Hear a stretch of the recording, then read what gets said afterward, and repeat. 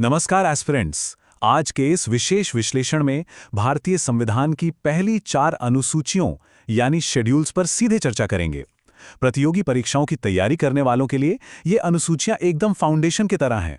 तो चलिए बिना किसी देरी के इन सभी कॉन्सेप्ट्स को बिल्कुल क्लियर करते हैं। आज की चर्चा का फ्लो कुछ इस तरह रहेगा। सबसे पहले हम समझेंगे कि ये संवैधानिक अनुसूचियां आखिर होती क्या हैं। उसके बाद पहली अनुसूची जो देश के नक्शे की बात करती है, दूसरी अनुसूची जिसमें वित्त जुड़ा है, तीसरी जो शपथ से संबंधित है और चौथी अनुसूची जो राज्यसभा के बारे में है, उन पर गौर करेंगे और अंत में एक क्विक रिवीजन टेबल से इस पूरे टॉपिक को समेटेंगे। तो चलिए सबसे पहले बुनियादी सवाल पर आते हैं कि ये संवैधानिक अनुसूचियां या शेड्यूल्स वास्तव में क्या हैं। अक्सर दिमाग में ये सवाल आता है कि संविधान के मुख्य अनुच्छेदों में ही सारी जानकारी क्यों नहीं डाल दी गई। दरअसल अनुसूचियां संविधान के वो सप्लीमेंट्री या पूरक भाग है जो एक विस्तृत अपेंडिक्स की तरह काम करते हैं। इसका सीधा सा कारण ये है कि अगर सारी लंबी चौड़ी सूचियां और जटिल नियम मुख्य पाठ में डाल दी जाते तो पूरा संविधान बहुत उलझा हुआ और अव्यवस्थित लगता। इसलिए सिस्टम को सुचारू रखने के लिए इन्हें अनुसूचियों के रूप में अलग से जोड़ा गया।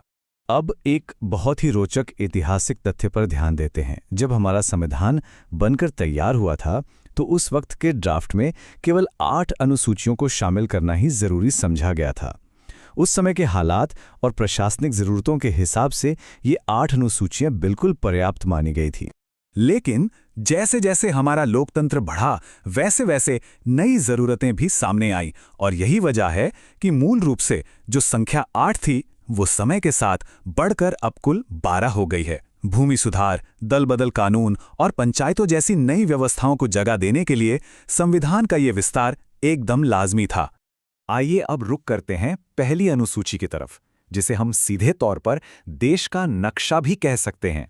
जाहिर सी बात है, अपनी जमीन और सीमाओं को स्पष्ट रूप से परिभाषित किए बिना कोई भी देश कैसे काम कर सकता है। इसलिए ये पहली अनुसूची एक ऑफिशियल रिकॉर्ड की तरह है। इसमें देश के हर एक राज्य का नाम, सभी केंद्र शासित प्रदेशों के नाम और उनकी सटीक बाउंड्रीज यानी क्षेत्रीय सीमाएं बिल्कुल स्पष्ट रूप से दर्ज की गई हैं। सीधे शब्दों में कहें तो भारत का पूरा पॉलिटिकल मैप इसी पहली अनुसूची से डिफाइन होता है। मान लीजिए भविष्य में किसी नए राज्य का गठन होता है या किसी मौजूदा राज्य का नाम और सीमा बदलनी हो तो संसद को सबसे पहले यहीं इसी पहली अनुसूची में ही संशोधन करना पड़ता है। जमीन की बात तो हो गई। अब आगे बढ़ते हैं दूसरी अनुसूची पर, जो पूरी तरह से वित्त या फाइनेंस को संभालती है। देश की सीमाएं तय होने के बाद इस विशाल राज्य मशीनरी को चलाने के लिए पैसों की जरूरत तो पड़ेगी ही।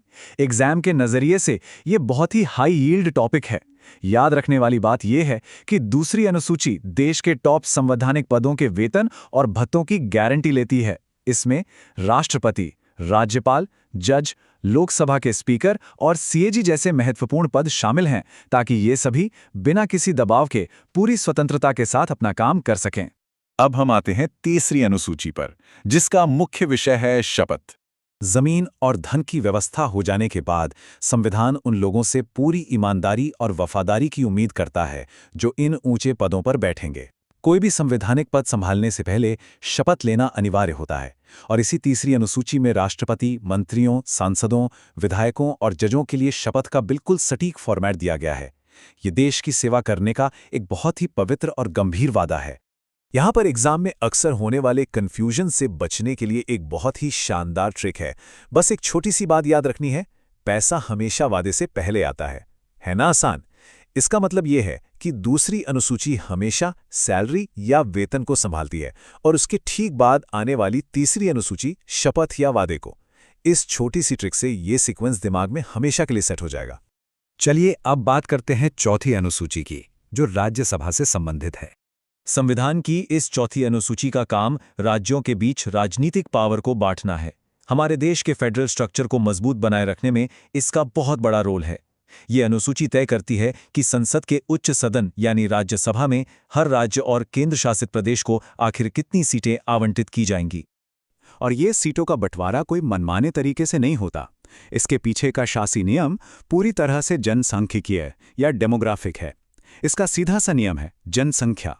जिस राज्य की जनसंख्या जितनी ज्यादा होगी उसे राज्यसभा में उतनी ही ज्यादा सीटें मिलेंगी और कम आबादी वाले राज्यों को उसी अनुपात में कम सीटें प्राप्त होती हैं। बिल्कुल सिंपल और लॉजिकल। अब समय है एक त्वरित परीक्षा रिवीजन का, ताकि हमने जो भी पढ़ा है वो एकदम पक्का हो जाए। इस पूरी चर्चा को एक लॉजिकल फ्लो में याद रखना बहुत आसान है। शुरुआत होती है देश के नक्शे और राज्यों से, यानी पहली अनुसूची। फिर उस सिस्टम को चलाने के लिए चाहिए वेतन, जो है दूसरी अनुसूची में। इसके बाद ईमानदारी सुनिश्चित करने के लिए शपथ आती है, तीसरी अनुसूची में।